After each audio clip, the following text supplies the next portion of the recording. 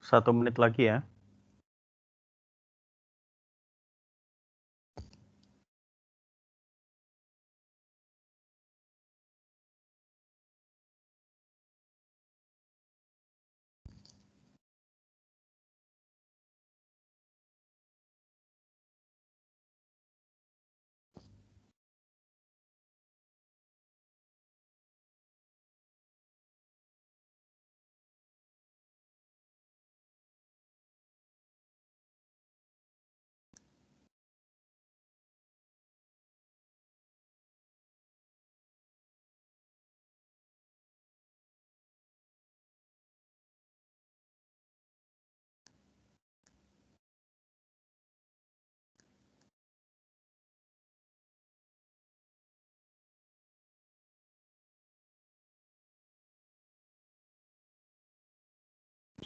Ngumpulinnya di mana ya, Pak? Boleh di e-learning, boleh di MS Team seperti biasa.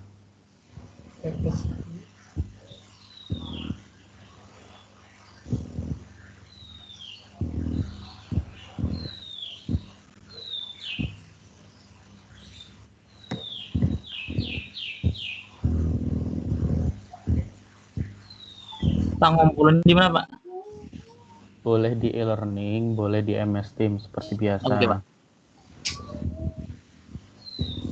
Di e-learning kan ada itu di pertemuan 12 ada apa namanya? Kuis 5.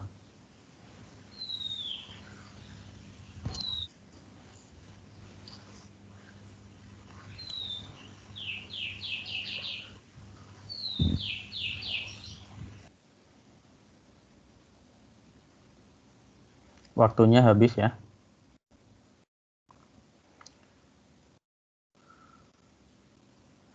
Pak, kasih waktu mengumpulkan, Pak. Iya, Berapa? silakan. Pak, saya salah tulis kuis, Pak. Saya nulisnya kuis 6. Ya, sudah, yang penting kumpulinnya di folder kuis 5 ya. Oke, Pak. Pak, ngirimnya gimana, Pak? Karena 2 CPP, Pak, maksudnya gimana, Pak? Loh, kan saya tadi di awal bilang 1 CPP. Oh, berarti programnya 2, Pak, dalam 1 CPP, Pak? Iya, dalam 1 CPP ada 2 subprogram. Oh, maaf, Pak, salah, Pak. Jadi 2 program, Pak. Lain kali harus harus teliti ya. Di soal saya sudah tulis jelas buat program yang memuat 2 subprogram, berarti programnya ada 1. Saya stop sharing ya. Saya ganti dengan slide.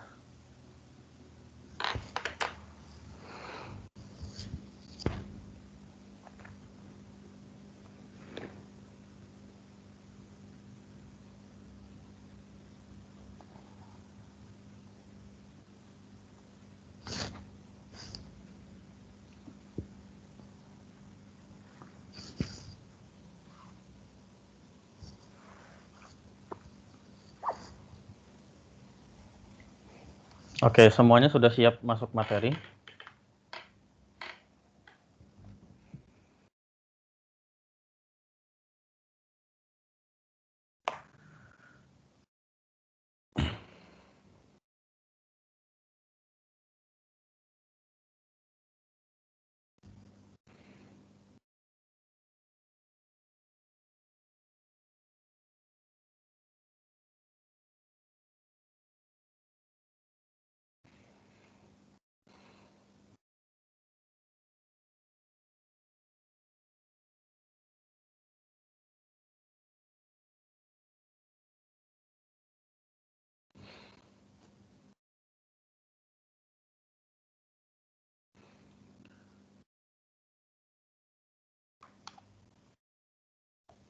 Saya sambil cek yang sudah mengumpulkan berapa orang.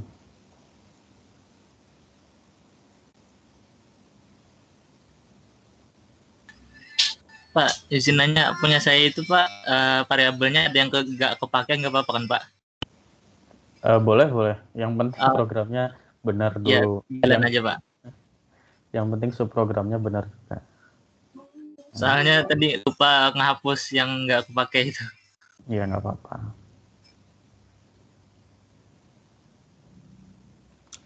Oke, kita masuk ke materi ya. Hari ini kita akan belajar tentang array. Kita ada di pertemuan ke-12, berarti kita tinggal 2 pertemuan lagi setelah ini, kemudian setelah itu UAS. Ya. Jadi array ini materi terakhir yang akan dibahas selama 2 pekan. Ya, pekan ini dan pekan depan, hari Rabu. Ada yang tahu nggak kira-kira array itu apa?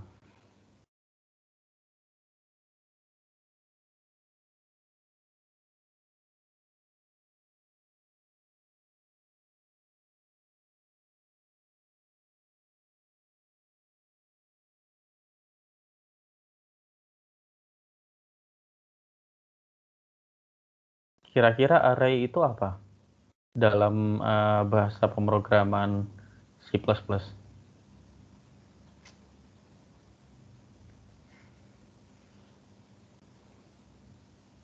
Yang mengulang nih, yang mengulang harusnya sudah tahu apa itu array.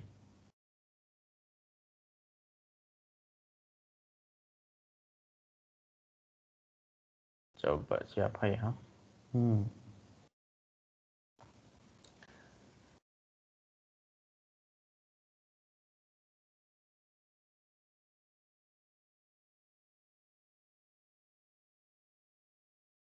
Rifki Maulana. Array itu apa?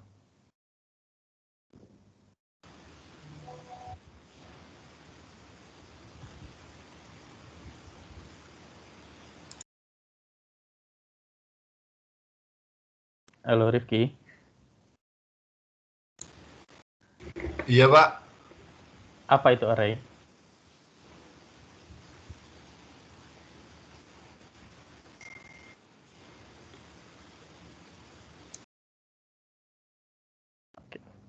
Mungkin sudah lupa ya, karena sudah lama tidak di.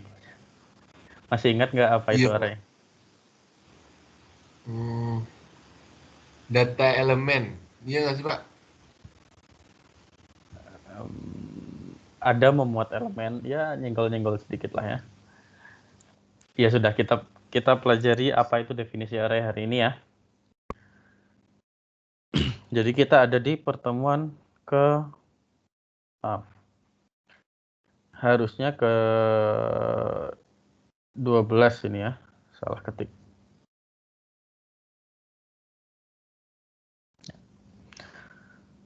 Array itu mudahnya adalah tabel. Tapi tabel seperti apa nanti kita pelajari. Nah, tujuan dari materi ini yang pasti supaya kita mampu memahami apa itu array dan bagaimana cara menggunakan array dengan baik dan benar yang pasti ya. Kemudian nantinya agar kalian bisa membuat program dengan menggunakan array. Nah, contoh-contoh array kira-kira seperti apa?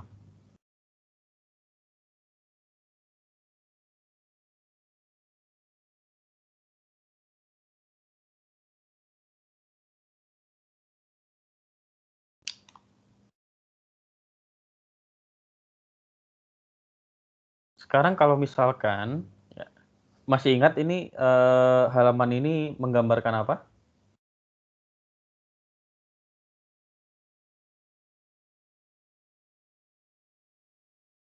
Ada yang masih merasakan menggunakan sesuatu yang seperti ini tidak?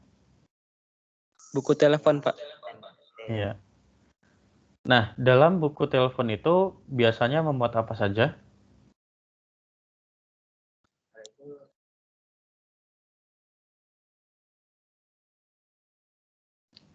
Nama, Pak.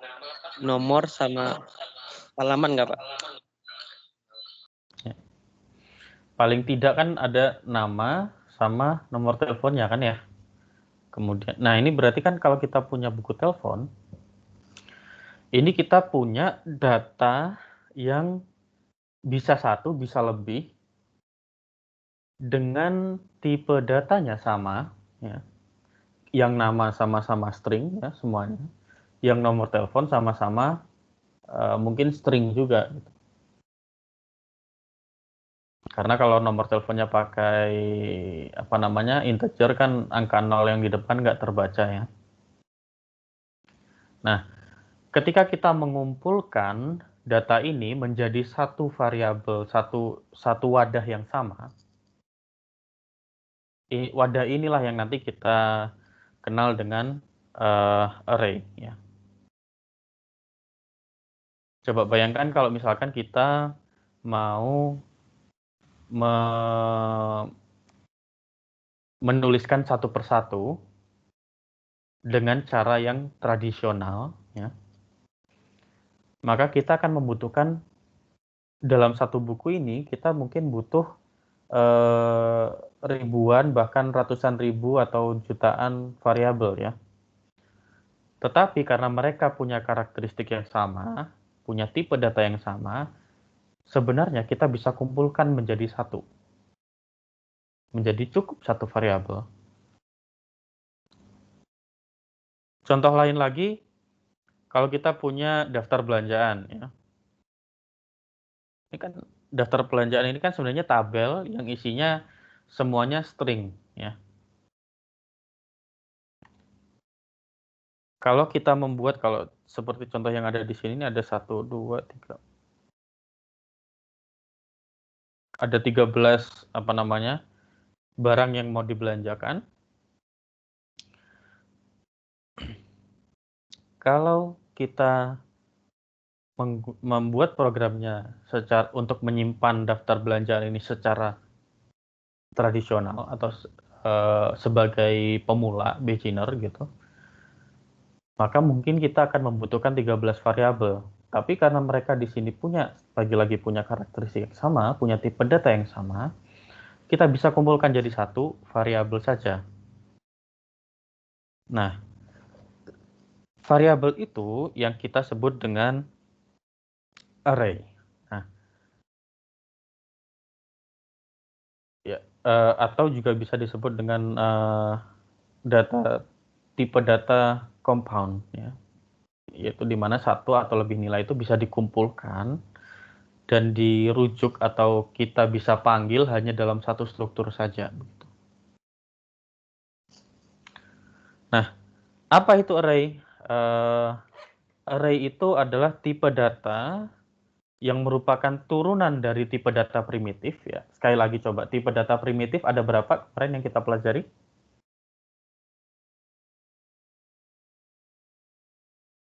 Ada 5, Pak. Ya.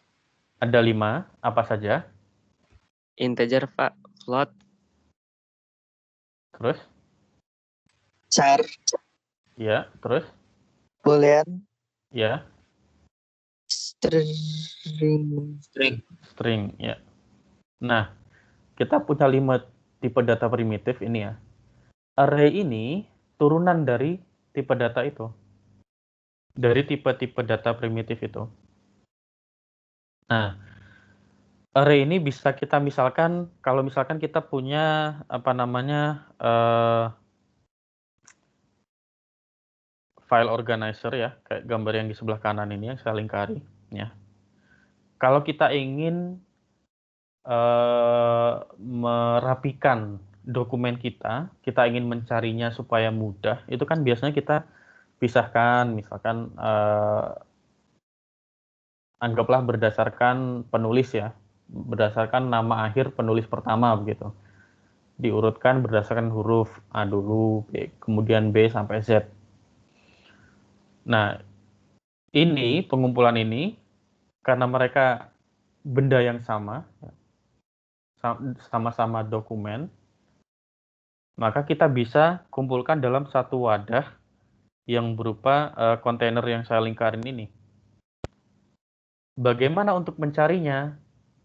Kalau misalkan kita punya yang dokumen seperti itu, biasanya kita mencari manual itu kan kita taruh di situ tinggal cari berdasarkan huruf misalkan ya.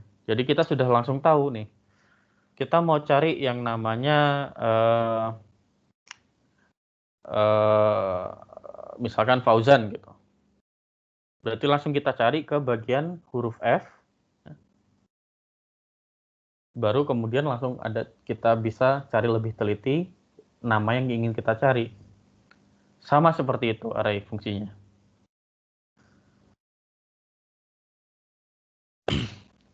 Nah, struktur array sendiri dalam bahasa pemrograman C++ bentuknya kira-kira seperti ini. Ya.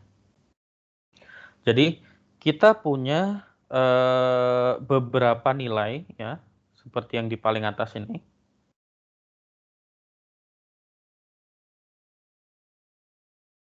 Nah, beberapa nilai ini bisa kita kumpulkan dalam satu variabel.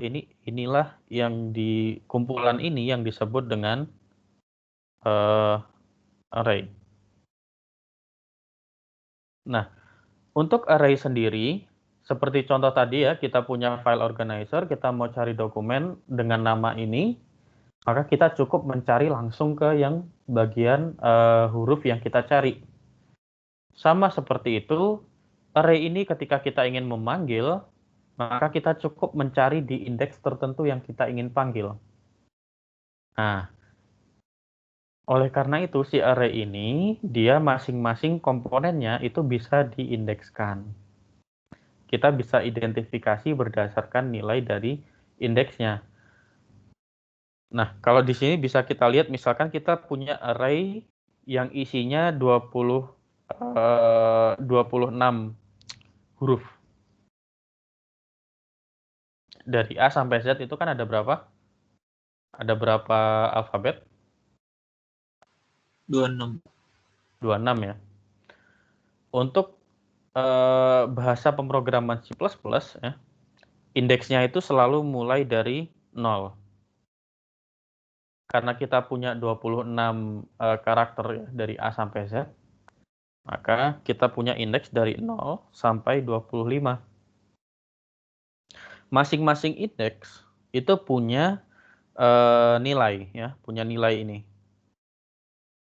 Kalau di sini kebetulan nilainya berupa karakter, huruf ya, dari A sampai Z. Nah, sekarang pertanyaannya, bagaimana ketika kita ingin memanggil huruf X dalam program, dalam contoh ini?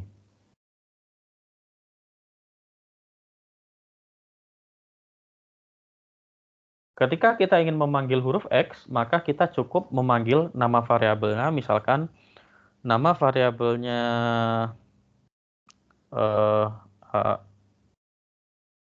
alfabet, ya.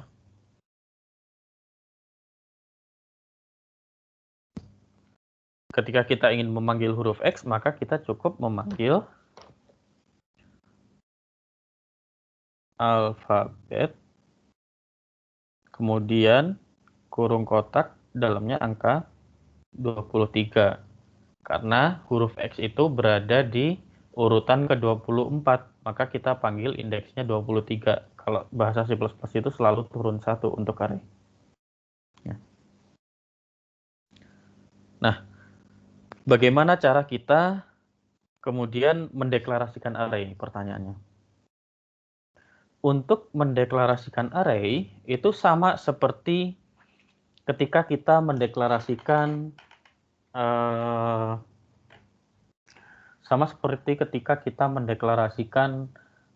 variabel menggunakan tipe data primitif. Hanya bedanya adalah kita juga memberikan ukuran seberapa besar array yang kita ingin pakai. Gitu ya.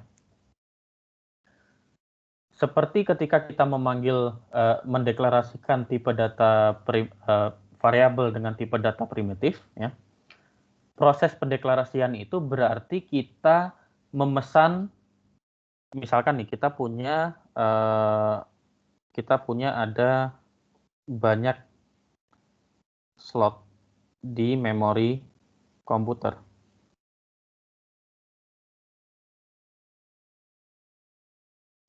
Misalkan kita punya banyak slot di memori komputer. Nah, ketika kita mendeklarasikan variabel dengan tipe data primitif, Berarti kita memesan satu. Itu di situ berarti kita memesan satu slot. Sudah kita pesan ketika variabel tersebut dideklarasikan, sehingga slot tersebut selama program berjalan tidak bisa diganggu. Ya. Kalau kita tidak memesan itu, maka program akan error karena kita belum punya memori yang digunakan untuk melakukan operasi pada variabel tersebut. Nah, ketika kita ingin mendeklarasikan array, itu juga sama ya.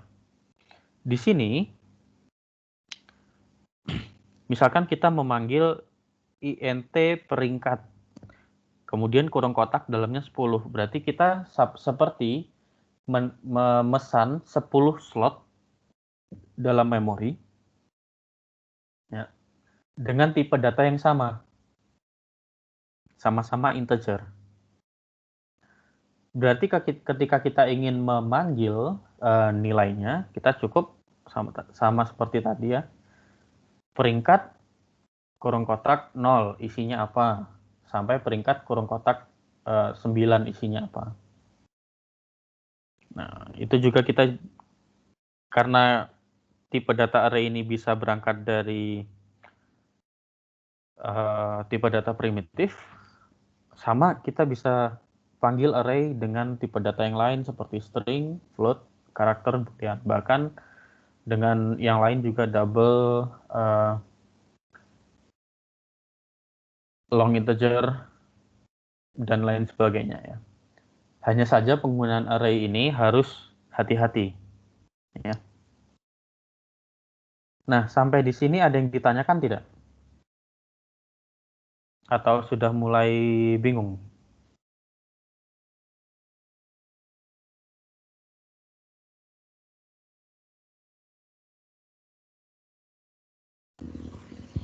Belum ada Pak sampai sini.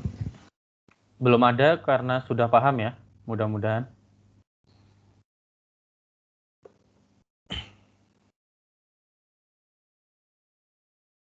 Nah, tadi kita sudah sampai ke bagaimana mendeklarasikan array, karena sebenarnya mudah ya.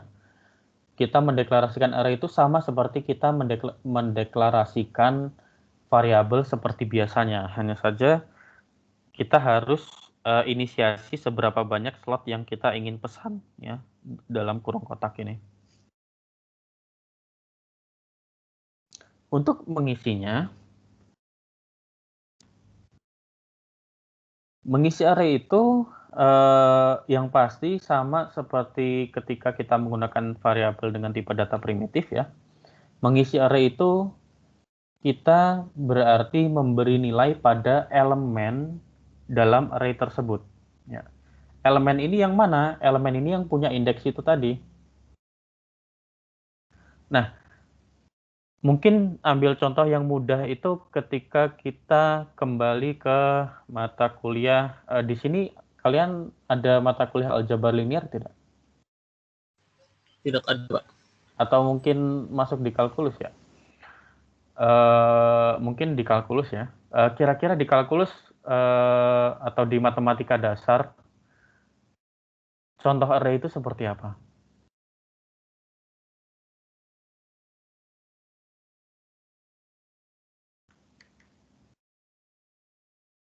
Atau karena kalian anak elektro, mungkin fisikanya agak lebih bagus ya. Di dalam fisika itu ada satu materi yang sangat berkaitan dengan array. Kira-kira materi apa itu? Matriks. Matriks ya. Ada juga vektor ya.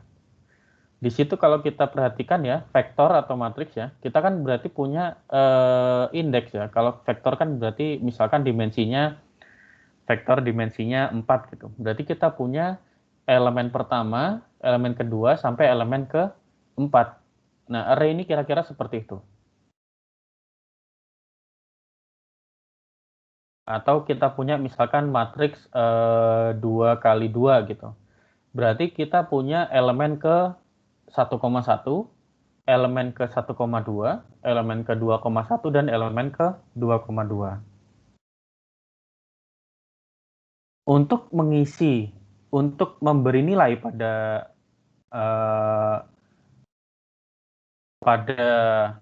vektor atau matriks itu, ya. Kita ambil misalkan vektor aja ya.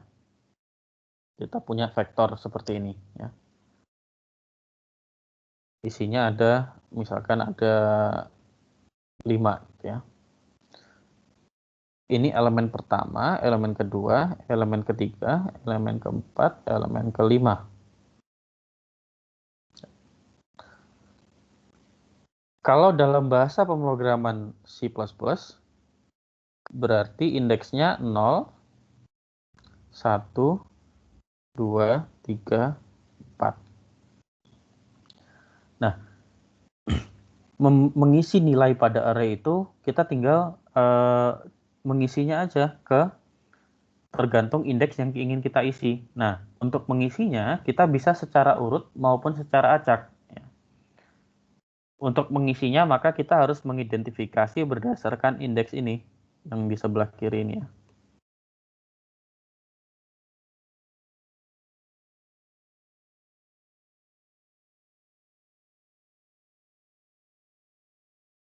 Seperti contoh, seperti ini ya sintaksnya. Kita punya nama variabelnya, ya. Kemudian indeksnya, indeks keberapa, sama dengan nilainya atau ekspresinya. Gitu. Nah, inilah cara untuk kita mengisi suatu array pada indeks tertentu. Ya. Kita bisa pakai cara langsung seperti ini, bisa secara acak ya. Ya, kita misalkan mau mengisi pada indeks ketiga, berarti mengisi nama pada indeks ketiga dulu gitu. Berarti kita tinggal nama kurung kotak 2 baru nilainya apa. Ini berarti kita seperti mengisi secara acak ya. Tapi bisa juga secara berurutan dengan for loop misalkan. Kalau di sini kan kita berurutan nih, indeksnya mulai dari 0 sampai 9, ya, dengan indeksnya naik satu-satu.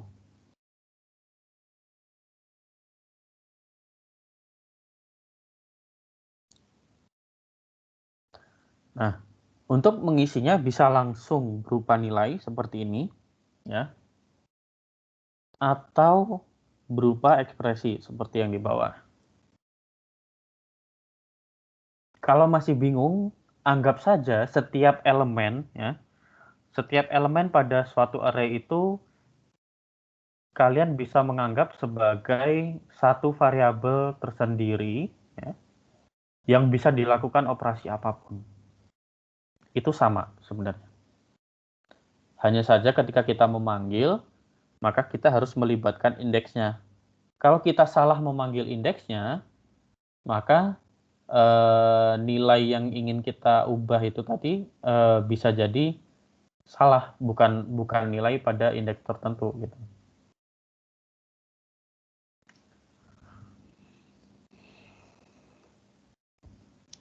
Yang perlu diingat ketika kita ingin mengisi elemen pada suatu array, itu jangan sampai kita mengisi elemen yang indeksnya berada di luar definisi. Misalkan kita punya string nama kurung 3.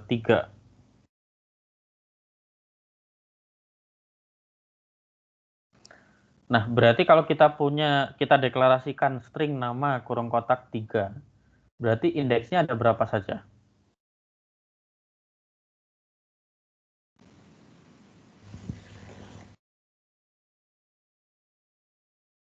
Berarti ini kan seperti kita punya tabel, ya.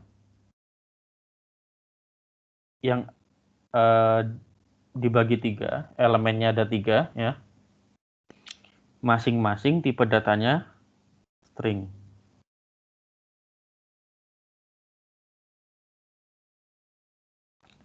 Kemudian indeksnya ada indeks berapa aja? 0, 1, 2 ya, Pak? 0, 1, dan 2. 2.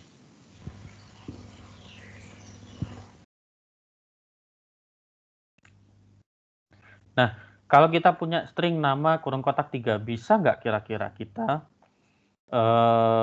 membuat misalkan di dalam kode kita itu nama kurung kotak 3 sama dengan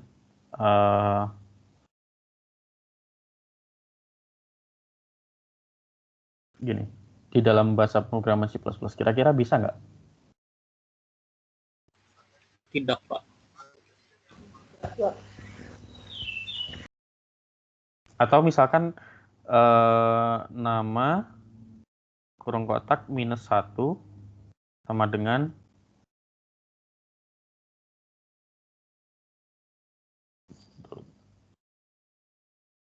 bisa nggak kira-kira? Tidak. Dalam bahasa pemrograman C++, mengapa di sini kami dosen pengampu menggunakan tanda seru ya? Mengapa kami menggunakan tanda seru? Karena apa? Sebenarnya dalam bahasa pemrograman C++ kita melakukan yang ini ya, itu bisa jadi jalan programnya. Maksudnya ketika kita mengcompile program tersebut, ya, ini kan berarti sebenarnya kita punya beberapa slot memori yang belum kita pesan. Ya. Nah, programnya ketika kita compile, kita jalankan, itu bisa jadi masih bisa jalan dan tidak menunjukkan error. Tetapi ketika kita jalankan, ya kita ngisi ini ya, berarti kita ngisi sesuatu pada elemen yang indeksnya yang belum kita pesan, dia tetap bisa jalan mungkin, atau mungkin menunjukkan error, kita tidak tahu ya. Karena kan ini selama slot memorinya masih kosong, berarti kita bisa masih menggunakan memori itu.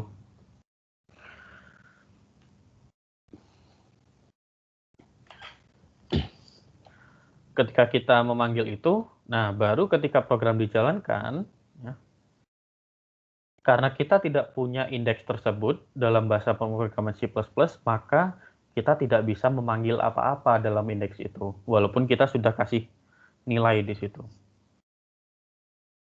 Karena yang dikenali adalah tetap hanya bagian yang sudah kita pesan, hanya ini.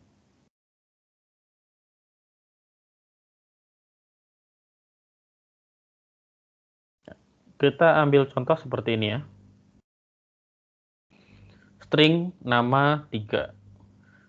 Tapi anehnya kita meminta input nama dalam indeks 3. Padahal indeks 3 ini kan berarti dalam bahasa pemrograman C++ dia diartikan sebagai urutan yang keempat. Nah, kemudian kita coba cout nama 3. Kira-kira bisa nggak kita cetak itu?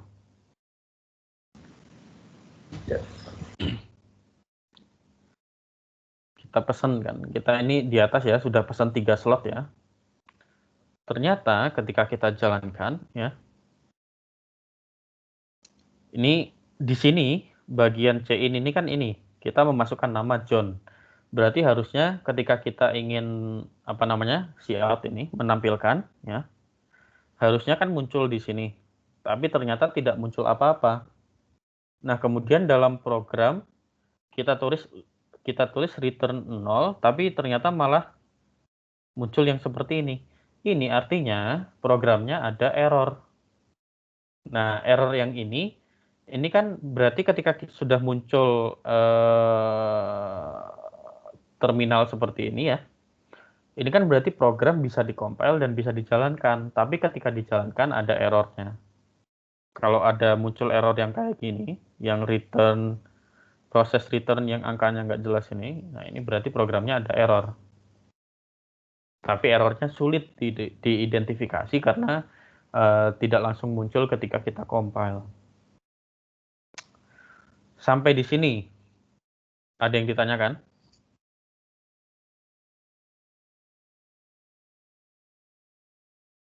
Kalau tidak ada, kita belajar sedikit juga tentang bagaimana kita mengakses array ya. Sebenarnya ketika kita ingin mengisi array tadi, kita sudah sedikit menyenggol bagian tentang bagaimana kita mengakses suatu nilai pada suatu array.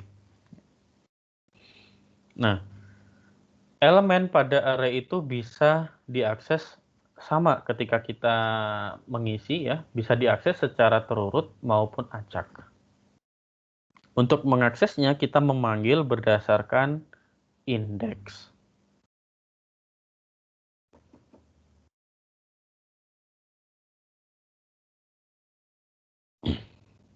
Ya. Contohnya yang ada di sebelah kiri ya. Contohnya yang ada di sebelah kiri ya. Contoh yang pertama yang atas ini berarti kita ingin mengakses secara acak, terserah kita mau panggil indeks yang mana gitu ya. Mau indeks 0, indeks 1, ataupun indeks 2, terserah kita. Nah, di sini kira-kira ada yang notice hal yang belum kita pelajari sebelumnya tadi tidak?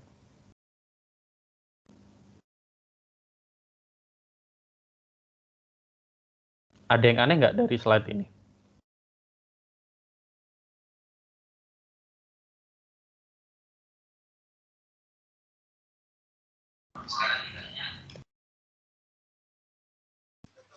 Itu Pak, yang string nama 3 sama dengan kurung kurawal.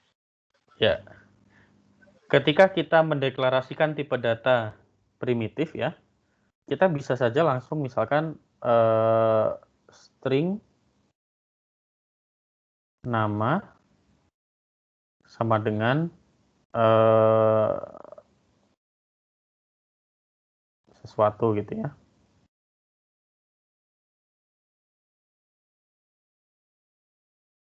Juga bisa misalkan integer total sama dengan 0. Belum muncul ya. Nah, sama seperti ketika kita mempelajari menggunakan tipe data primitif, kita juga bisa langsung inisiasi di awal secara bersamaan. Bagaimana caranya untuk array ya? Kalau ini untuk array satu dimensi kita menggunakan cara seperti ini ya.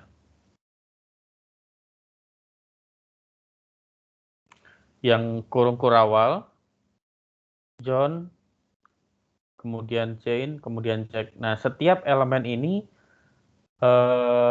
dipisahkan dengan tanda koma.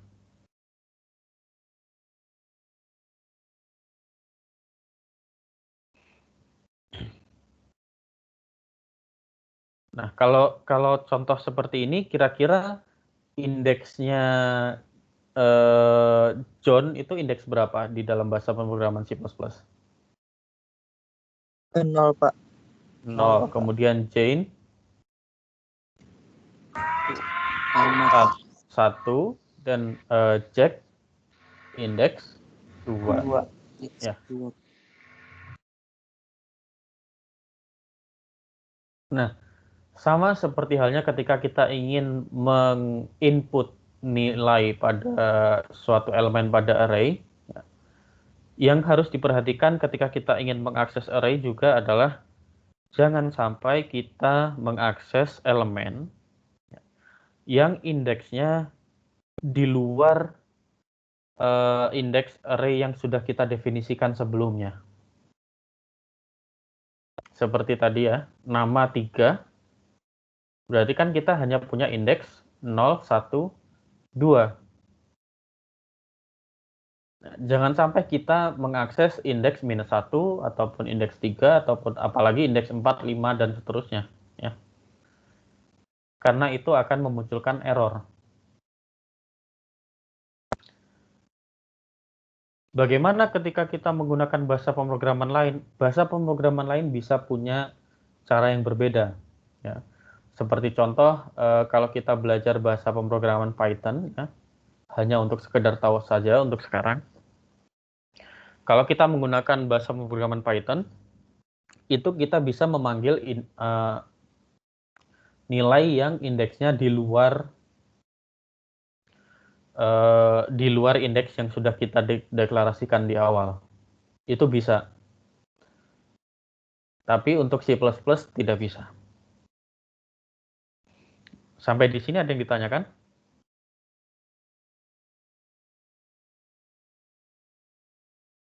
Oke, saya semua sudah bingung ya.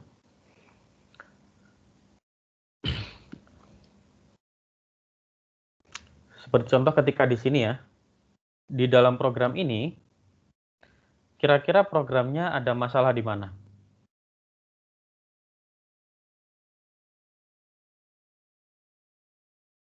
Program yang atas. Kira-kira dia ada masalah di mana? Kurang dari sama dengan 3 bukan? Ya, karena apa? Karena indeksnya cuma sampai 2. Karena indeksnya hanya sampai 2, berarti kita tidak boleh memanggil bagian yang ini ya, bagian yang sama dengannya ya. Kalau yang bawah, jelas ya, karena kita di situ langsung memanggil indeks 3, ini yang tidak boleh ya. Bisa dibilang kalau di dalam bahasa pemrograman C++ itu suatu hal yang haram dilakukan ya. Karena ini, ketika kita deklarasikan di awal, kita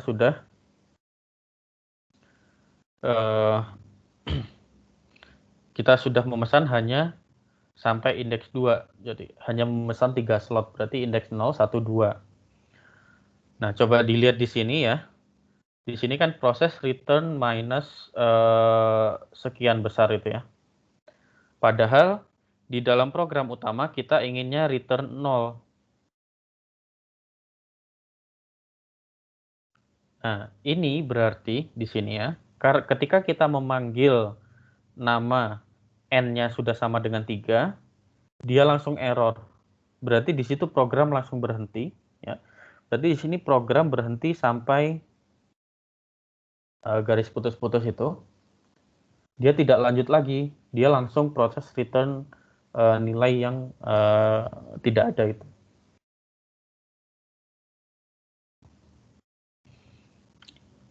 Yang bawahnya juga sama ya, yang bawahnya begitu juga. Karena di situ kita langsung memanggil yang indeksnya tidak ada. Nah, selain bagaimana cara mengisi, bagaimana cara membaca elemen pada array, setiap elemen pada array itu juga bisa diproses, sama seperti data ya. Atau misalkan kita ambil contoh tadi vektor. Pada vektor itu kita bisa punya operasi penjumlahan, pengurangan, perkalian skalar, ya. Kemudian perkalian silang. Sama, array juga bisa seperti itu, ya. Jadi kita bisa memproses data yang kita simpan pada suatu array tertentu itu sehingga kita bisa menghasilkan hasil yang kita inginkan. Nah, proses yang untuk proses yang kita lakukan itu bisa kita lakukan secara terurut atau sekuensial.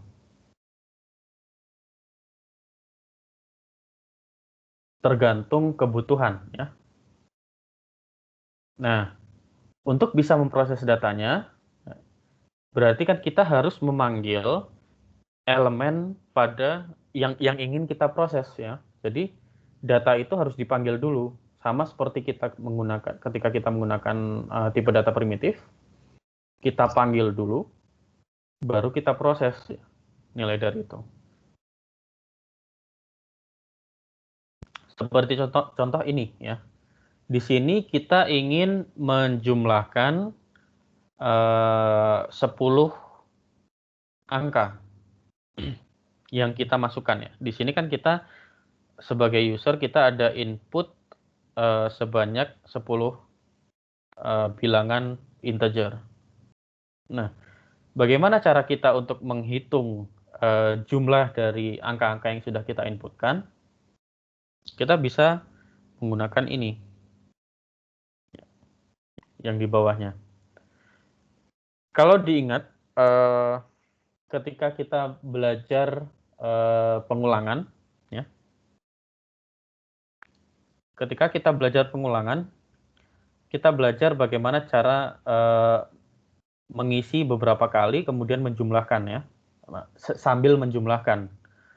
Seperti contoh ketika kita punya langsung sum sama dengan 0, kemudian for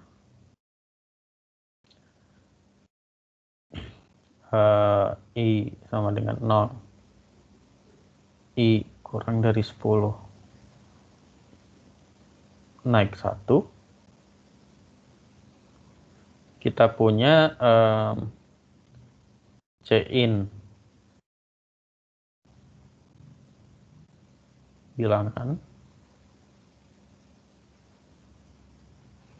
kemudian sum sama dengan sum plus bilangan.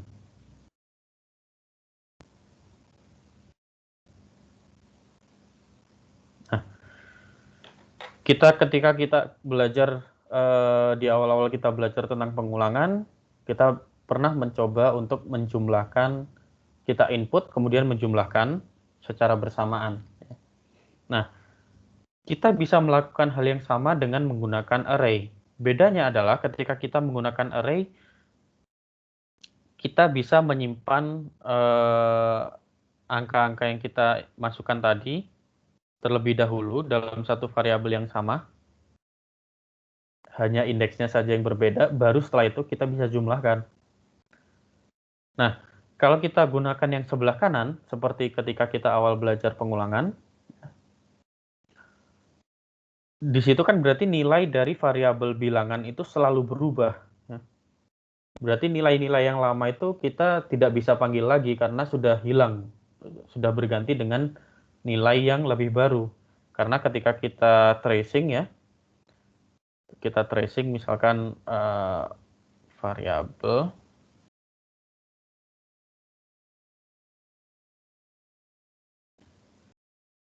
maka karena nilainya selalu diupdate, misalkan 1, kemudian kita coretkan 2, coret lagi, 3, coret lagi, dan seterusnya. Berarti nilai yang sudah dicoret ini kan sudah tidak bisa dipanggil lagi karena sudah tidak ada dalam program kita gitu, dalam ingatan kita karena sudah digantikan dengan yang lebih baru. Kalau kita menggunakan array, ya, kalau kita menggunakan array di sini angka, berarti kita seperti punya vektor 1, 2, 3, 4 dan seterusnya ya sampai 10. Yang itu masih tersimpan sampai indeks sampai nilai dari elemen array angka ini diubah. Misalkan elemen yang pertama kita mau ganti jadi 100.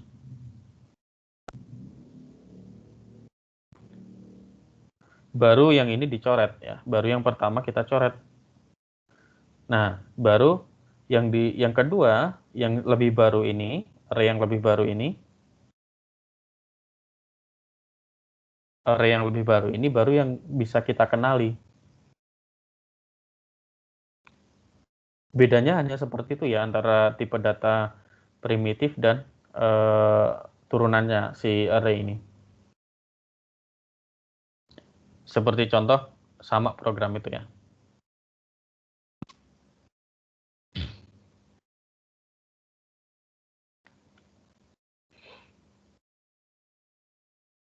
Nah, kita ambil contoh ini lagi ya. Di sini kita ingin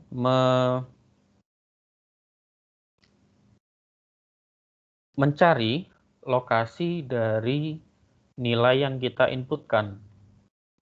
Misalkan kita memasukkan angka 4 di sini. Kemudian kita proses mencari ini. Angka 4 ada di indeks keberapa? Ya. Kita inisiasi ya, i-nya 0, kemudian found-nya false.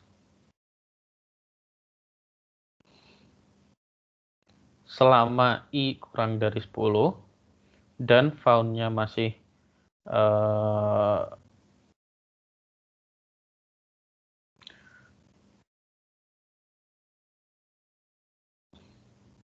found-nya masih false, maka yang kita lakukan kita naikkan nilai dari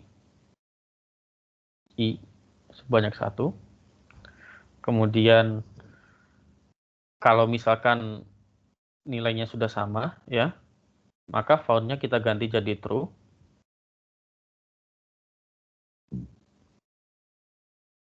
Nah, di sini baru kita proses setelahnya. Ini contoh programnya yang menggunakan array. Nah, sepertinya setelah ini kita mungkin baiknya latihan ya. Nah, ini ada contoh juga untuk kita mencari nilai maksimum dari array. Misalkan kita punya array ini ya. Kita cari nilai maksimumnya. Bagaimana caranya? Caranya seperti ini ya. Mungkin tadi ketika kalian mengerjakan kuis atau waktu mengerjakan UTS soal nomor 6 sudah mencari nilai tertinggi, nilai maksimum dari 3 variabel yang sudah kita tentukan. Kalau di sini kita bisa mencari nilai maksimum, bikin algoritma yang lebih general, lebih generik. Dan algoritma ini tetap bisa berlaku untuk permasalahan-permasalahan yang sudah kita pelajari sebelumnya dengan menggunakan array.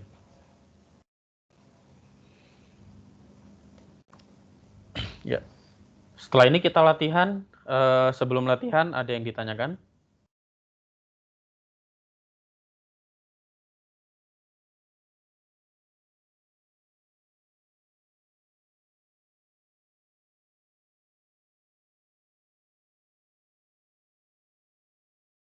Coba Andromeda sudah paham belum? Atau sudah bingung?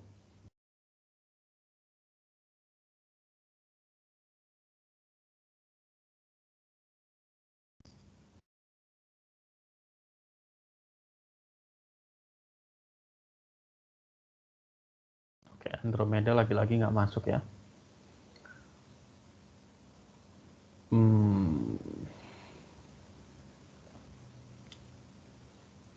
Fitria Kusumawardani, sudah paham atau sudah bingung?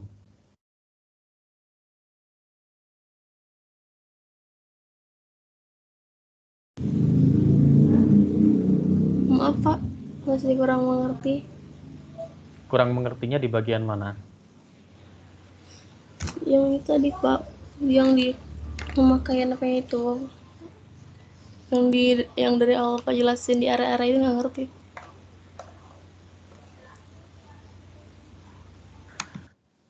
Mudah-mudahan tadi mendengarkan ya. Kalau masih belum mengerti, kenapa tidak bertanya begitu ya? Kita langsung latihan saja ya. Kita lakukan latihan yang pertama ya. Latihan pertama ini silakan dicoba. Saya beri waktu 3 menit. Cukup sepertinya. Nah, di situ coba hitung ada berapa banyak karakter A yang ada di dalam array.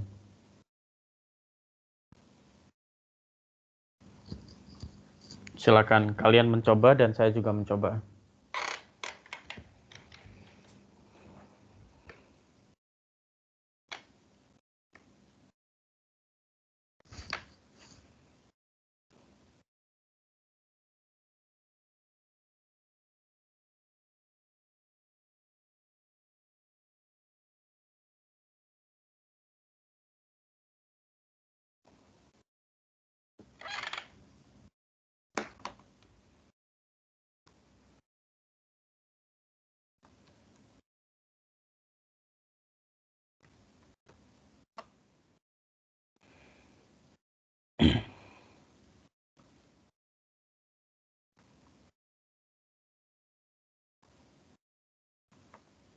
Berarti Pak, karena di data karakter dengan ukuran 10, Ya,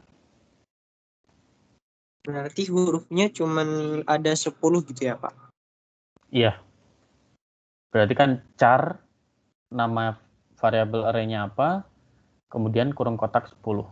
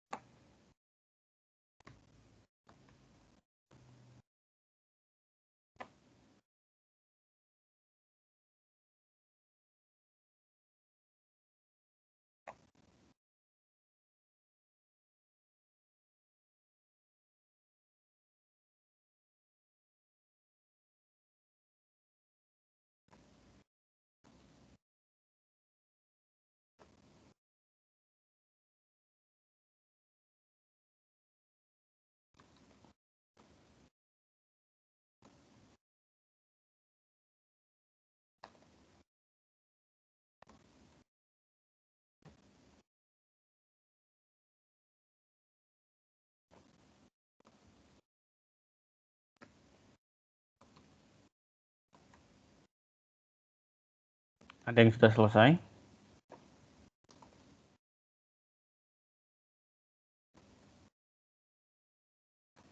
Masih agak kebingungan Pak, makanya masih belum paham.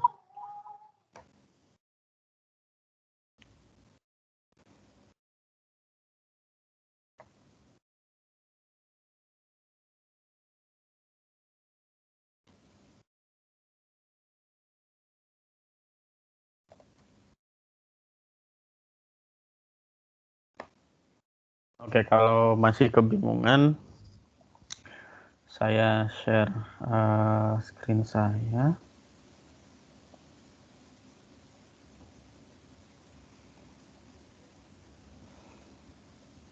Ini sudah kelihatan kode yang saya buat?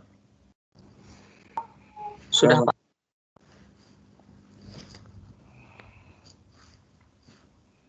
Ya. Di situ kalau di soal latihan tadi kan hanya ukurannya hanya 10 ya. Di sini saya bikin 11.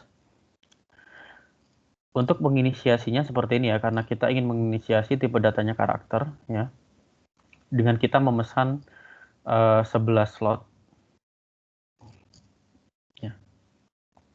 Kemudian di sini kita inisiasi nilai dari setiap slot tersebut isinya apa. Ya. Dari indeks 0, 1, 2, 3, 4, 5, 6, 7, 8, 9, 10. Ya, sampai indeks 10 ya, karena kita memesan 11 slot. Kemudian kita ingin menghitung seberapa banyak, ada berapa banyak karakter A dalam array ini, dalam array yang kita sudah inisiasi. Maka kita buat dulu misalkan I 0. Terus kita buat looping. Loopingnya sebanyak apa di sini? 10 ya Pak, itu Ji. Loopingnya sebanyak karakter yang slot karakter yang kita sudah pesan tadi. Ya. Karena kita ingin mengecek apakah semua elemen dari array huruf ini sama dengan A atau tidak. Baru nah di sini kita cetak dulu ya huruf. Kemudian kita cek apakah huruf pada indeks tersebut nilainya A. Kalau iya, kita tambahkan si I ya, naik 1 ya.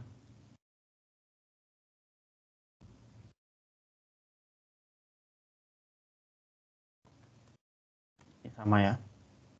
Baru setelah itu kita tampilkan huruf A muncul sebanyak berapa kali. Di sini dalam array ini huruf A muncul berapa kali? Berapa? 2 kali. 2 kali. Berarti kalau kita jalankan harusnya dia muncul 2 kali ya. Sudah kelihatan? Sudah.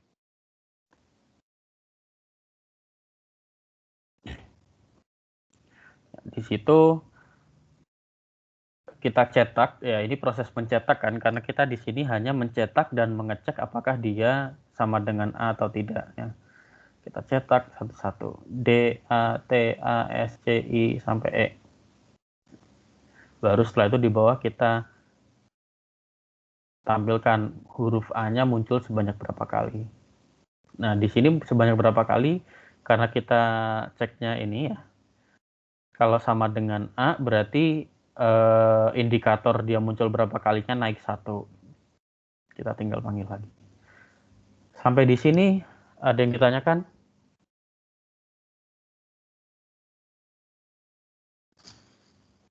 Pak. Iya. Berarti hurufnya itu harus ditulis ya, Pak? Kalau sebanyak 10 kali, berarti di situ harus ditulis 10 kali. Yang hurufnya itu loh, Pak. Yang D itu. A. Yang D, A, T, A, ya. Ya, kenapa? itu. Berarti kalau misalnya ada 10, berarti harus ditulis 10 gitu, Pak. Kalau ada 10, misalkan di sini kita hanya punya huruf isinya 10 gitu ya.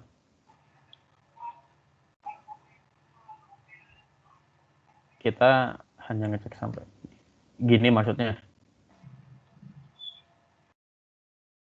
Bukan, Pak, yang namanya itu loh, Pak. Yang di fungsi ya, Pak. Di fungsi. Iya, fungsinya itu berarti harus ditulis ya, Pak. Ini, maksudnya bagian yang ini.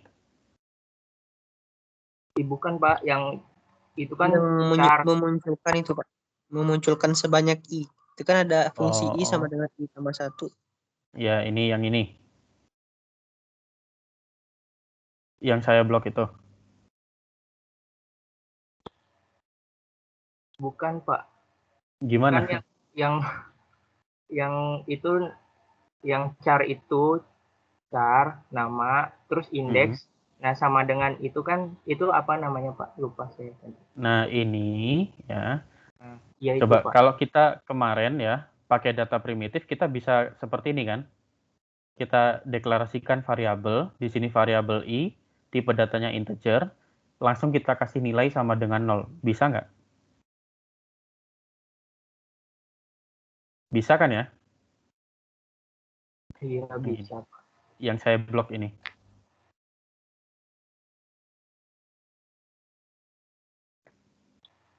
Nah, sama seperti yang saya blok ini, ya.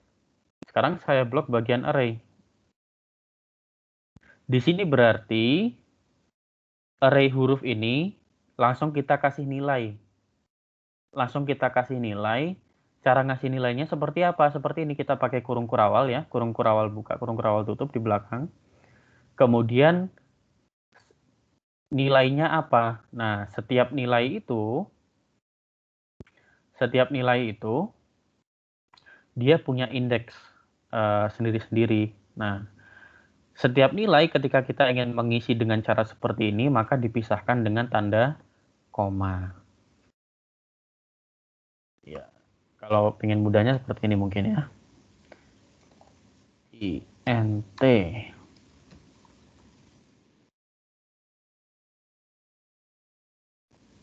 Supaya kelihatan ya.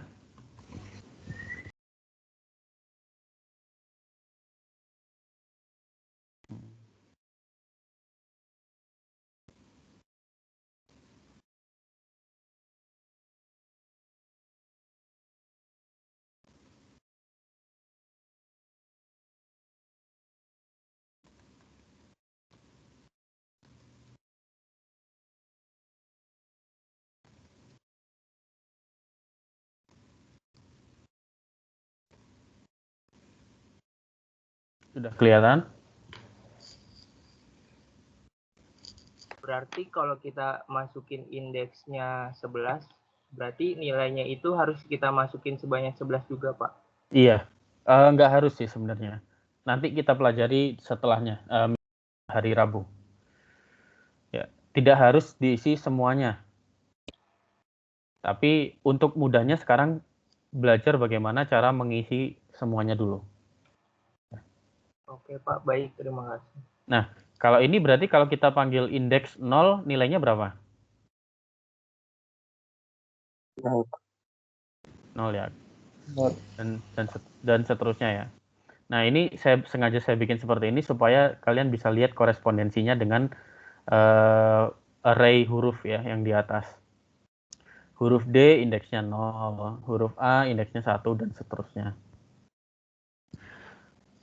Oke, kalau gitu sekarang kita ke latihan yang kedua.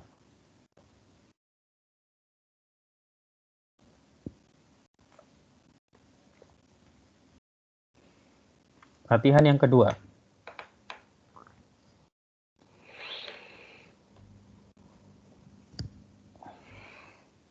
Latihan kedua ini modifikasi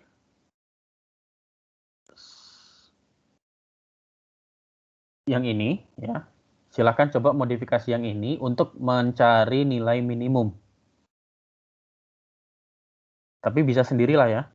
Kan cuma modifikasi kan. Kalau modifikasi berarti apa yang diganti dari sini? Kira-kira. Besar dari ini. Kecil dari. Kecil dari. Ya, tanda kecil dari ini dibalik aja ya. Kita cukup dibalik. Berarti nilai dari variabel max ini nanti menjadi nilai apa?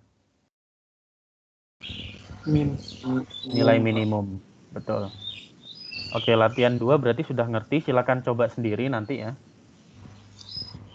Latihan 3 ini mirip seperti latihan 1 ya. Cuman di sini kita punya sekumpulan nilai. Misalkan integer ya. Kita inputkan sebagai user, kita inputkan. Nah, kita hitung masing-masing angka itu muncul sebanyak berapa kali. Silahkan latihan sendiri kalau latihan 3. Untuk materi hari ini kita ada tugas. Tugas yang ketiga ya.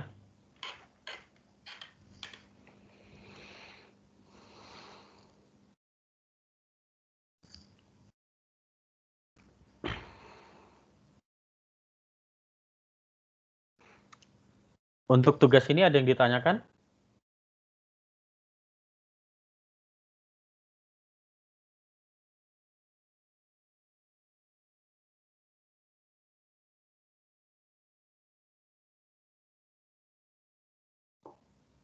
Maksudnya perkalian titik itu berapa titiknya itu dikali gitu atau gimana Pak maksudnya? Oke, saya beralih ke ini lagi ya. Yang diingat-ingat ini yang pertama menghitung perkalian titik, yang kedua menghitung panjang dari sebuah vektor.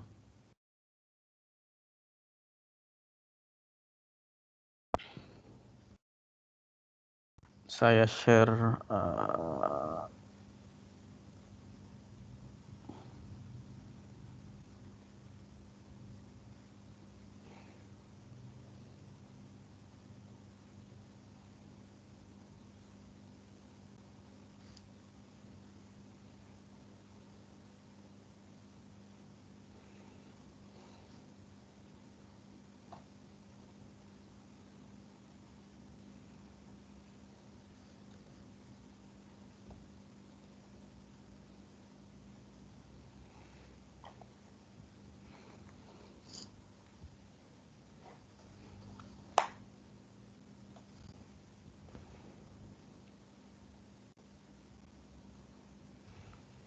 oke.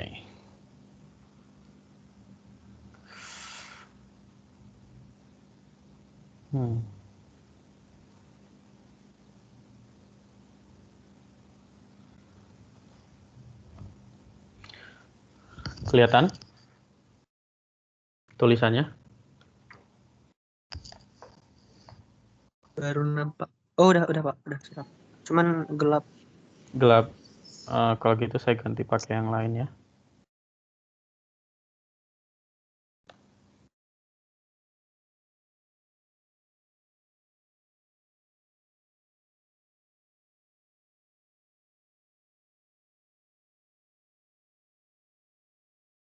Di sini aja deh.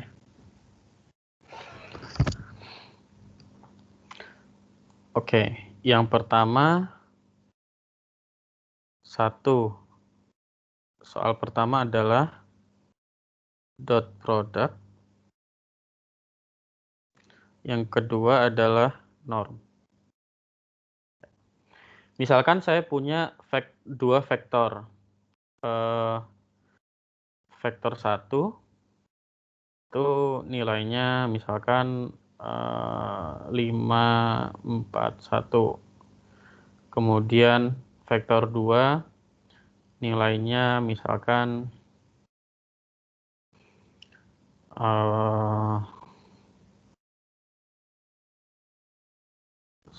2, 1 gitu ya.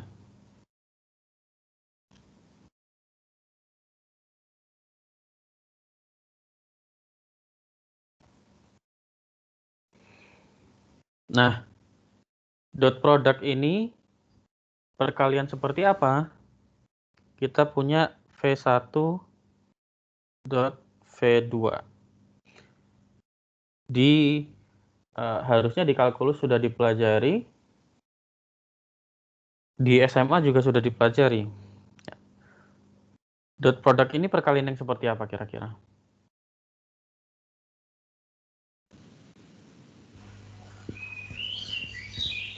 Perkalian sama sumbu ya. Yang samanya sumbu ini kali. Yang sama indeksnya kita kalikan ya. Kalau di sini kan berarti kita punya 5 kali 1 ditambah 4 kali 2 ditambah 1 kali 1. Berarti 5 tambah 8 tambah 1, 14.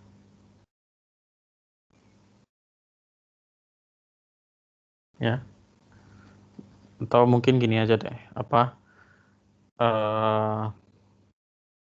kita ganti V1 itu A, B, C. V2 itu X, Y, Z.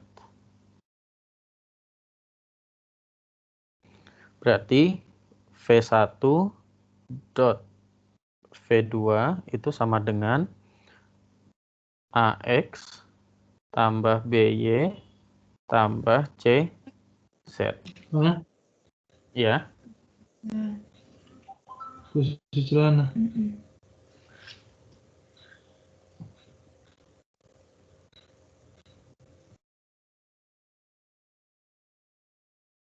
Nah, kemudian yang kedua, bagaimana kita ingin menghitung norm. Menghitung norm. Norm itu panjang dari suatu vektor. Bagaimana caranya? Norm itu, norm dari misalkan norm dari V1 ya.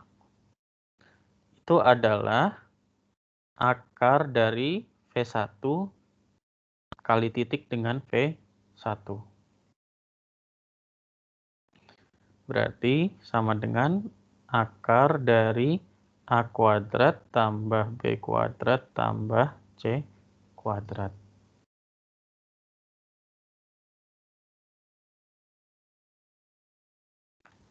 Sampai sini tugasnya ada yang ditanyakan? Untuk tugas?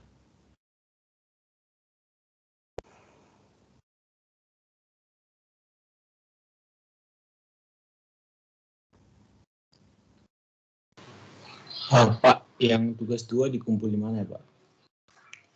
Tugas 2 kan sudah, deadline-nya sudah lewat. Oh iya.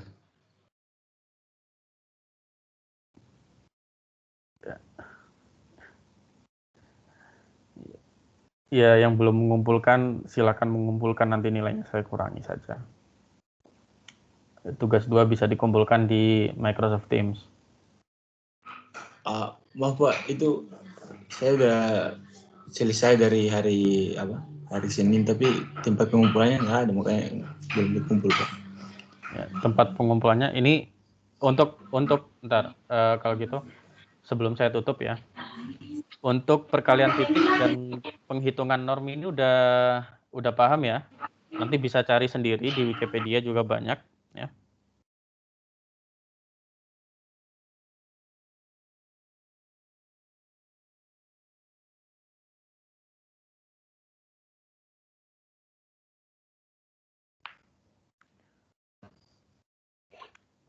Saya kembalikan ke screen ini. Ya. Pengumpulannya sama seperti biasa ya, di Microsoft Teams, ya, General, kemudian buka Files. Di situ ada folder. Nah, ini sekarang saya buatkan folder tugas 3. Ya, nanti untuk tugas ketiga silakan dikumpulkan di sini. Ya. Oke, karena sudah lewat 7 menit, ini saya mohon maaf sudah lewat 7 menit. Sebelum saya akhiri, ada yang ditanyakan? Deadline-nya sampai kapan ya Pak? Deadline-nya sebelum hari Rabu.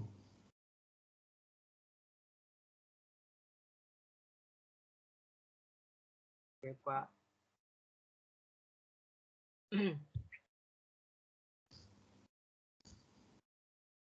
Ya. Ada saya perkuliahan hari ini. Terima kasih atas kehadirannya. Assalamualaikum warahmatullahi wabarakatuh. Selamat pagi. Waalaikumsalam warahmatullahi wabarakatuh. Terima kasih Pak.